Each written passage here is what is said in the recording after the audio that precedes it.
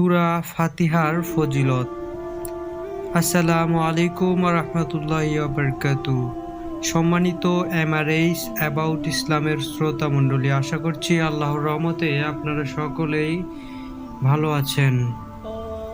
তো বন্ধুরা, প্রতিবারের মতো আবারও একটি নতুন ভিডিও নিয়ে আসলাম। তো অবশ্যই এই ভিডিওটি আপনাদের সকলেরই অনেক কাজে আসবে, কেননা আল্লাহ তাআলার সকল আমলই মানুষের জন্য কল্যাণ। তো বন্ধুরা, আজকে আলোচনা করব সূরা ফাতিহা, এমন একটি সূরা, এই সূরা পাঠ করলে সকল মানুষের সকল ইচ্ছা পূরণ হয়, মানুষের রোগ বালা মুসিবত ইত্যাদি থেকে রক্ষা পাওয়া যায়। ফজিলত। হযরত আবু হুরায়রা রাদিয়াল্লাহু তাআলা আনহু হতে বর্ণিত আছেন, রাসূল সাল্লাল্লাহু আলাইহি সাল্লাম ইরশাদ করেছেন, যার হাতে আমার জীবন মরণ তার শপথ,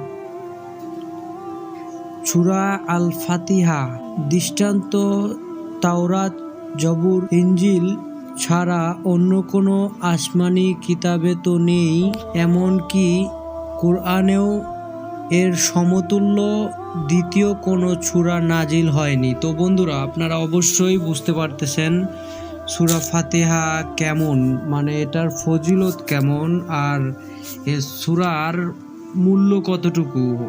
আমাদের রাসূল সাল্লাল্লাহু আলাইহি সাল্লাম নিজেই বলেছেন যে কুরআন হচ্ছে আসমানি কিতাব,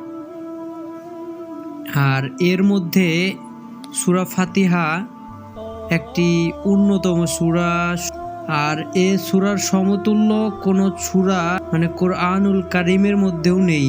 যে কোনো রোগে সূরা ফাতিহা 40 বার পাঠ করে পানিতে ফু দিয়ে এই পানি রোগীর চোখে মুখে ছিটালে রোগ ভালো হয়ে যাবে, তবে এতে রোগীর ও আমলকারীর ভরসা বিশ্বাস থাকতে হবে। তো বন্ধুরা, আমি আপনাদেরকে আগেই বলেছিলাম যে কোনো আমল করার আগে সেটাতে বিশ্বাস রাখতে হবে, ভরসা রাখতে হবে।